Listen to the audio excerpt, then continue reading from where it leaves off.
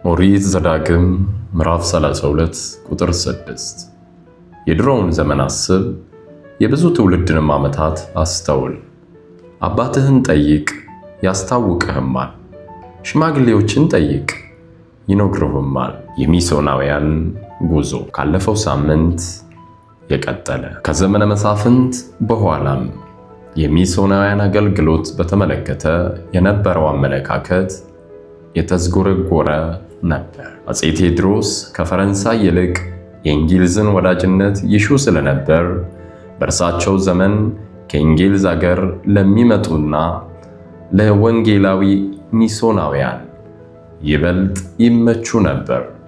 በተቃራኒው ደግሞ አፄ ዮሐንስ በዘመነ መንግስታቸው ከውጪ የሚገቡ ሚሶናውያንን ፍጹም ላለመቀበል በአገር ውስጥ ላሉት ደግሞ ከሀገር እንዳይወጡ ያደረጉበት አስቸጋሪ ወቅት ነበር። 19ኛው ምዕተ ዓመት ከጊዜው ኋላ ቀርነት፣ ከፖለቲካው አለመረጋጋትና የተለያዩ ውስጣዊና አካባቢያዊ አለመመቻቸቶች አንጻር ኢትዮጵያን በወንጌል ለመድረስ እጅግ ታላቅ ሚሶናዊና ወንጌላዊ ተጋድሎ የተደረገበት ዘመን ነው ለማለት ያስደፍራል። 1822 ዓመተ ምህረት ሳሙኤል ጎባትና ክርስቲያን ኩግለር የተባሉ ሚሶናውያን ወደ ኢትዮጵያ መጡ። ሳሙኤል በጎንደር፣ ክርስቲያን ኩግለር ደግሞ በትግራይ ወንጌልን በማስተማርና በአማርኛ የታተሙ የመጽሐፍ ቅዱስ ክፍሎችን በማሰራጨት ተልዕኳቸውን ለመውጣት ጥረት ያደረጉ ቢሆንም ክርስቲያን ኩግለር ብዙም ሳይቆይ ማለትም በ1823 በአደጋ ምክንያት ሕይወቱ ሊያልፍ ችሏል። በዚህ የተደናገጠው ሳሙኤል ጎባት ደግሞ ለ3 ዓመታት ያህል በአዲግራትና በጎንደር ሕዝብንና አብያተ ክርስቲያናትን በጽናት ደግሞም በአምላኩ ጸጋ በመበርታት በአብያተ ክርስቲያናት መካከል እየተመላለሰ ከቤተ ክህነት መሪዎችና ከሊቃውንት ጋር እየተገናኘና እየተከራከረ በዘዴና በትዕግስት ወንጌላዊ እምነትን አስፋፋ። ብዙዎችም የዘመኑ ምሁራን ከአስተያየቱ ጋር ስለተስማሙ መወደድን፣ መከበርን አገኘ። ሳሙኤል ጎባት በታኅሳስ 1825 ወደ አገሩ ተመልሶ በ1826 ዓ.ም ኢዘንበርግ ከተባለ ሌላ ጀርመናዊ ጋር እንደገና ወደ ኢትዮጵያ መጣ። የአድዋ ከተማንም መኖሪያው አደረገ። እዚህ ላይ ልብ እንድትሉ የምንፈልገው በወቅቱ የሰሜኑ የሀገራችን ክፍል በተለይም ደግሞ የአድዋ ከተማ በስልጣኔዋ ዓለምን የሳበችበት ወቅት ነበር። የሚያሳዝነው ግን ሳሙኤል ጎባት የጤና መታወክ ስለገጠመው በመስከረም ወር 1829 ዓመተ ምህረት ወደ አውሮፓ ተመለሰ። ኢዘንበርግ እንደ ሳሙኤል ጎባት ከኢትዮጵያውያን ጋር ህብረቱ የሰመረ አልነበረም። ተቃውሞ ስለተነሳበትም ሁሉን ትቶ አማርኛ እየተማረ የወንጌልን ክፍሎች በትግርኛ እያስተረጎመ ሲኖር በጥር 1829 ዓመተ ምህረት ብሉም ኸርት የተባለ ሚሶናዊ መጣለት። ለኢዘንበርግ ይህ ትልቅ እፎይታ የሰጠው ይመስላል። ቢሆንም ግን መከሩ ብዙ ነበረና ከጭንቀት አልተረፈም። ከአንድ ዓመት በኋላ በታኅሳስ 1830 ዓመተ ምህረት ዮሐን ሉድዊግ ክራፍ የሚባል ሌላ ሚሶናዊ አድዋ ደረሰ። የቁጥራቸው ብዛት ሃይማኖታቸውን የማጠናከሪያ ጅማሬ እንደሆነ የገባቸው ኦርቶዶክሳውያን ተቃውሞ አስነሱባቸው። በመጋቢት 1830 ዓመተ ምህረት አድዋንም ለቀው ወጡ።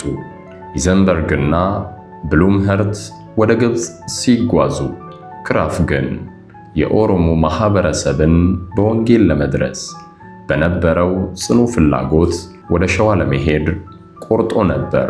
ቢሆንም በጠና ስለታመመ ወደ ግብፅ ለመመለስ ግድ ሆነበት። ሆኖም ማህበሩን እንደገና አስፈቅዶ በ1831 ዓመተ ምህረት ኢዘንበርግን ጨምሮ ሌሎችን ይዞ ወደ ሸዋ መጣ።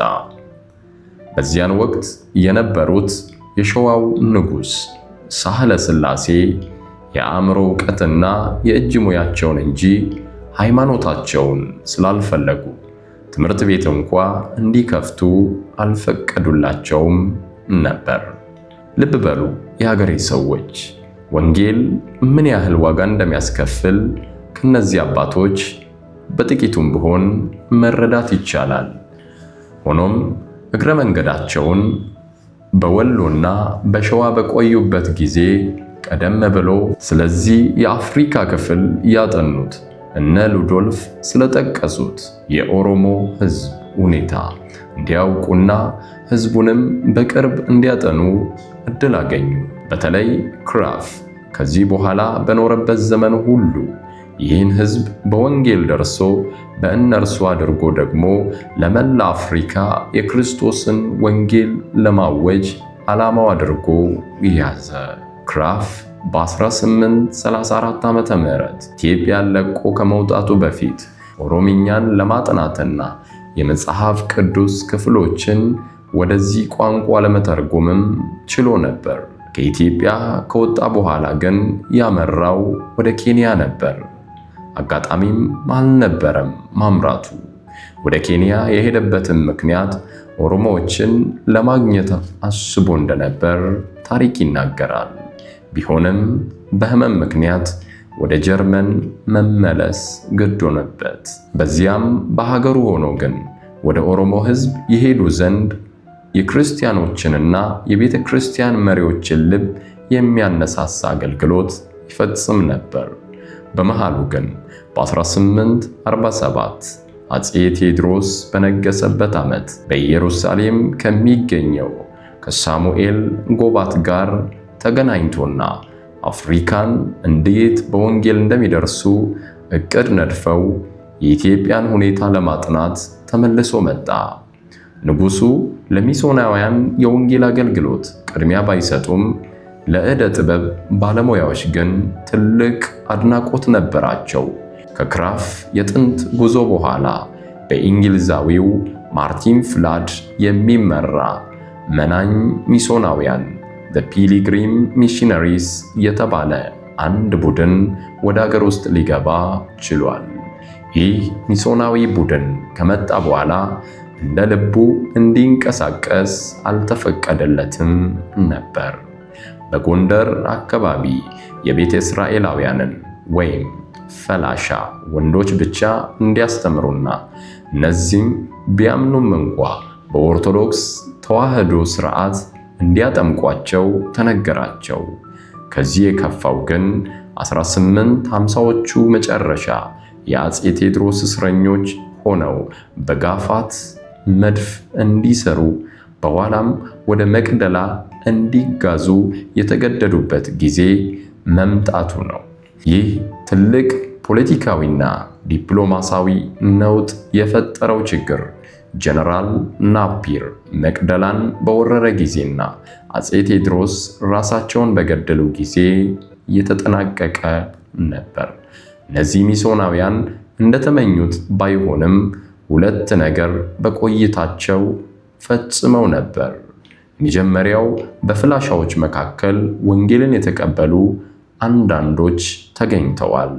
በኦርቶዶክስ ተዋህዶ ምዕመናን መካከል ከፍተኛ ግምት የሚሰጠው ወንጌላዊ ማህበረሰብም መፈጠር ተችሏል። ልብ በሉ፣ ዛሬም ቢሆን ወንጌል አላለቀም። የሚስዮናውያን ጉዞ ይቀጥላል። ስላዳመጣችሁኝ እጅግ አብዝቶ ደስ አለኝ። አስጨናቂ ሀብታሙ ነበርኩኝ። ከቀሪ የኢቫንጀሊካል ሚዲያ ፕሮግራሞች ጋር መልካም ቆይታ